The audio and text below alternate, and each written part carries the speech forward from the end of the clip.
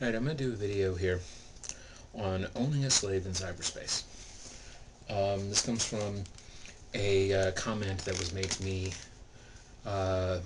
regarding the stealing slaves video I did. Basically, some people have a misconception that owning a slave over the internet or in cyberspace or whatever, it's not real, it's not physical. To me, and to a lot of people I know, owning somebody in cyberspace, or what I prefer to say is a long distance relationship, is as real as owning somebody in real life. The reason is because it's not about the physical connection, but the emotional connections. The emotional connections I have with my girls who are not with me, which is all of them. None of my girls live with me, so even the ones who are close to me, like Sue, who's about an hour away from me, Danny, who's about 2 hours away from me, there's still a major connection. My girl Jody lives up in San Francisco. My girl Jackie lives in Tennessee. You know, I've literally got girls from California to the UK. Okay, I mean, I've got people that I'm connected to literally all over this world. I mean, I have a girl that I'm connected to who's in Africa right now. She's there doing business. She'll be back in California eventually. So the connections are still there. The emotions are still there. Is it a good thing or a bad thing? It's neither.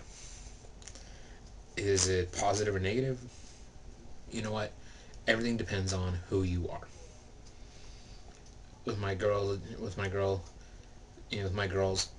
I have a deep connection with them. I care for them. I love them. I want to see them the best they can be. I know they're not going to be able to be with me all the time, and that's fine. The thing is that the emotional connections that we get through it to our slaves, and that our slaves have to us, is something that's beyond a normal vanilla relationship, because you're having to trust somebody has your best interest at heart. Okay, I have to trust that my slaves actually are being real with me, that they are going to do what I say, and my slaves have to trust that I know what's best for them. For me, that's half of it. It's my need and desire to want to have slaves in my life. Now, one of the things that I wanted to bring up was today, with the way that the life is with the BDSM community and the leather community, the majority of the connections that we make are going to be made online. Most people I know in the community I originally met over the internet. Either met them through forums, met them through chat rooms, met them through different organizations online. In fact, my leather family, they came together because of the internet. We would have never become a family if it hadn't been the internet. In fact, we actually have groups on Yahoo, which is strictly for our family, so that even the members who aren't in state or who aren't available all the time, they can keep with connection with us.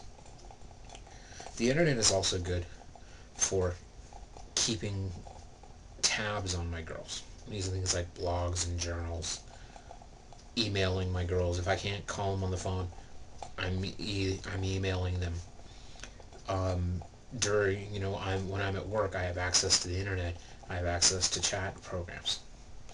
Most of my girls have night jobs or whatever, so I'm able to usually talk to them during the day.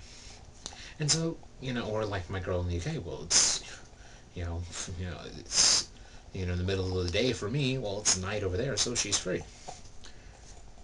The internet has allowed this community to massively change. both good and bad.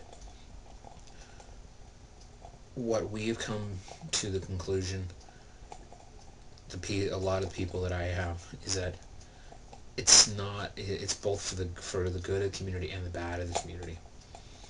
But what it's done is it has opened it up to people that never would have known it existed. I was lucky. I came in to the community just before the internet really hit. So I've been watching the growth of the BDSM community from where it was when I first got in, just prior to the explosion of the internet, which was, it almost didn't, it was there, but it wasn't at the size it is today. The internet has taken what was once a small community that you had to know somebody to get involved, to now a community where everybody can get involved. In some sense, I think it's a negative, because you get a lot of players and you get a lot of fakes who claim, oh, I've been a master for 20 years, but you're only 23 years old. The thing about what we do, the thing about what we are, this is not a game, it's not a toy, this is real life. So for me, having slaves that primarily my connection with them is over the internet, it is as real to me emotionally as someone who I have physically in front of me. Fortunately, there's phones, so I can call and talk to them. Airplanes, so if they need, if if it gets to a point like with Jody's flying down at the beginning of March, or at the end of March until the beginning of April. So I get to spend some time with her. Every part of my life seems to be touched right now by the internet, and for someone to come along and say you can't own somebody over the internet, I think is really naive.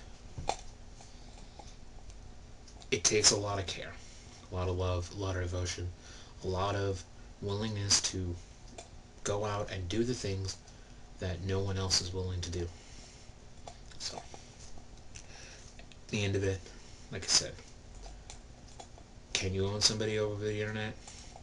Yes, because both parties have to be willing to do it. If they are, you have a great, amazing time. If not, it's a game. It's fantasy. And that's fine as well.